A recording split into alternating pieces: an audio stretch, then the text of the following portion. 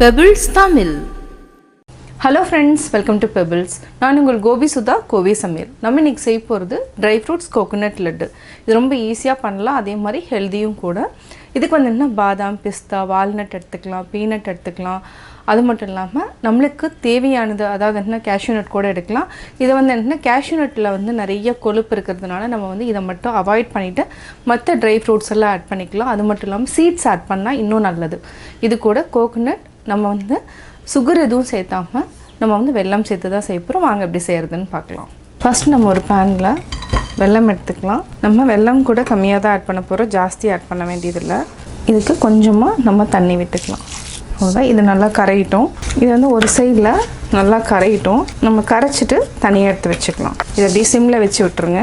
ஒரு பேன் எடுத்துக்கலாம். பேனில் வந்து நம்மகிட்ட வீட்டில் வந்து என்னென்ன சீட்ஸ் நட்ஸ் எல்லாம் இருக்கோ அது எல்லாத்தையுமே நம்ம ஆட் பண்ணலாம். ஏன்னா அது எல்லாமே என்னென்னா ரொம்ப ஹெல்த்தியானது, ப்ரோட்டீன்ஸ் இருக்குது. மெயினாக என்னென்னா ராஜ உணவுகள் அப்படின்னு சொன்னாவே வேர்க்கடலை தான் வந்து ஃபஸ்ட்டு. பாதாமை விட நம்மளுக்கு ப்ரோட்டீன் அதிகமாக கிடைக்கிறது பார்த்திங்கன்னா வேர்க்கடலை தான்.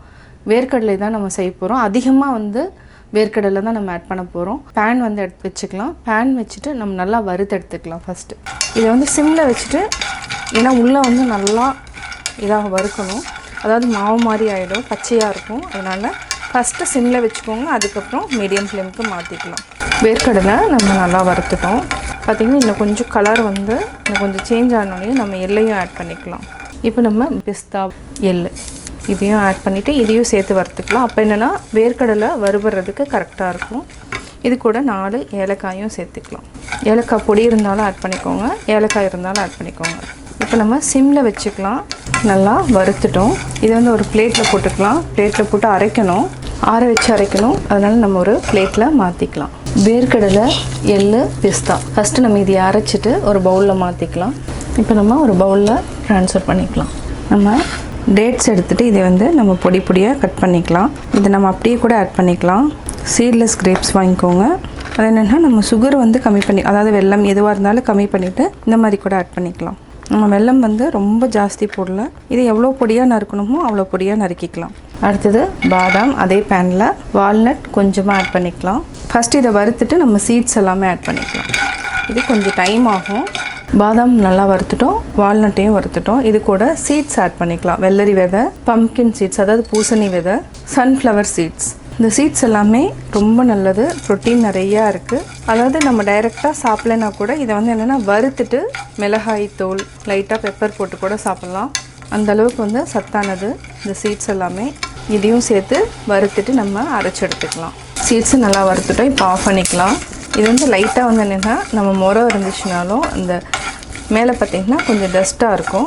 இதை வந்து நம்ம அப்படியே வந்து க்ளீன் பண்ணிக்கலாம். இந்த ஒயிட்டாக நிறையா இருக்கும். வறுக்க இந்த மாதிரி வரும்.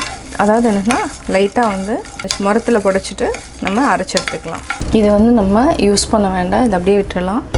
இதுலேயே வந்து என்னென்னா ஜஸ்ட் இப்படி பண்ணிங்கனாலே வர ஆரம்பிச்சிடும். இதை நம்ம வெளியில் எடுத்துகிட்டு அதுக்கப்புறம் அரைச்சி எடுத்துக்கலாம். பாதாம், வால்நட், சீட்ஸ் எல்லாத்தையும் அரைச்சி எடுத்துக்கலாம். இது வந்து என்னென்னா ரொம்ப நைஸாக அரைக்க வேண்டாம், கொஞ்சம் கொரகொரப்பாக அரைச்சி எடுத்துக்கலாம். நம்ம இதையும் அரைச்சிட்டோம். அதாவது பாதாமெல்லாம் கொஞ்சம் கொரகொரப்பாக அரைச்சிட்டோம். இது மாதிரி முழுசாக இருந்தாலும் உங்களுக்கு வந்து ஒன்றும் இதில்லை, இப்படி இருந்தாலும் ஓகே தான். நம்ம இந்த ட்ரை ஃப்ரூட்ஸ் லட்டுக்கு வந்து தேங்காய் வந்து ஒரு மூடி வந்து திருவி ஆட் பண்ணியிருக்கிறோம். நல்லா வறுபடுத்தோம். ஒரு அரை டீஸ்பூன் அளவுக்கு நெய் விட்டுக்கலாம். இதை நம்ம சிம்மில் வச்சுட்டு நல்லா வறுத்துக்கலாம். தேங்காயை நல்லா வறுத்துட்டோம். ஆல்ரெடி வந்து நம்ம வெள்ளைப்பாக காய்ச்சிருக்கிறோம், இதையும் ஆட் பண்ணிக்கலாம். இப்போ வெள்ளைப்பாக நம்ம ஆட் பண்ணியாச்சு. பொடியை நறுக்கி வச்சுருக்கிற டேட்ஸையும் ஆட் பண்ணிக்கலாம். பாதாம், சீட்ஸ் எல்லாமே போட்டிருக்கிறோம், அதையும் ஆட் பண்ணிக்கலாம். வேர்க்கடலை, பிஸ்தா, எள் இப்போ ஆஃப் பண்ணிக்கலாம். ரொம்ப நேரம் வேண்டியதில்லை. இதை ஜஸ்ட்டு மிக்ஸ் பண்ணிவிட்டு நம்ம லட்டு பிடிச்சிக்கலாம். ஜென்ரலாக பார்த்திங்கன்னா இது வறுக்கிறதுக்கு மட்டும்தான் கொஞ்சம் டைம் எடுக்கும், மற்றபடி வந்து ரொம்ப ஈஸி. அதே மாதிரி டெய்லி ஒரு உருண்டை சாப்பிட்டிங்கன்னா நம்மளுக்கு தேவையான ப்ரோட்டீன் வந்து நிறையா கிடைக்கும். அது மட்டும் கிடையாது, 40 இயர்ஸ்க்கு மேலே இருக்கிறவங்களுக்கு வந்து என்ன வெயிட் இருக்கிறாங்களோ அதே அளவுக்கு வந்து நம்ம ப்ரோட்டீன் எடுக்கணும். அப்போ தான் வந்து ஆரோக்கியமாக இருக்க முடியும். அதுக்கு இந்த மாதிரி நம்ம லட்டு செஞ்சுக்கலாம். ஒயிட் சுகரை விட நம்ம வெல்லம் சேர்த்துக்கலாம், நாட்டு சர்க்கரை சேர்த்துக்கலாம், கருப்பட்டி சேர்த்துக்கலாம். இந்த மாதிரி நம்ம சேர்த்து சாப்பிட்டோன்னா ஆரோக்கியமாக இருக்கலாம். இப்போ ரெடி ஆகிடுச்சு. நம்ம லட்டு பிடிச்சிக்கலாம். இது வந்து சின்னதாகவும் நீங்கள் பிடிச்சிக்கலாம், சைஸ் அதுக்கு தகுந்த மாதிரி பிடிச்சிக்கோங்க. சுவையான coconut dry fruits laddu ready. Dry fruits coconut laddu எப்படி செஞ்சேங்கிறத பார்த்தீங்க. நீங்களும் வீட்டில் ட்ரை பண்ணி பாருங்கள். பார்த்துட்டு உங்களுடைய கமெண்ட்ஸ் எனக்கு சொல்லுங்கள். லைக் பண்ணுங்கள், ஷேர் பண்ணுங்கள், மறக்காமல் சப்ஸ்கிரைப் பண்ணுங்கள். பக்கத்தில் இருக்கிற பெல் ஐக்கானை கிளிக் பண்ணிங்கன்னா நாங்கள் அப்லோட் பண்ணுற வீடியோவை நீங்கள் உடனுக்குடன் தெரிந்து கொள்ளலாம். ஒன்லி ரெசிபீஸ் மட்டும் நீங்கள் பார்க்கணுன்னு விரும்புனீங்கன்னா கோபி சுதா கோவி சமையல் சேனலை சப்ஸ்கிரைப் பண்ணி அதுக்கும் சப்போர்ட் பண்ணுங்கள். தேங்க்யூ. பெபிள்ஸ் தமிழ்.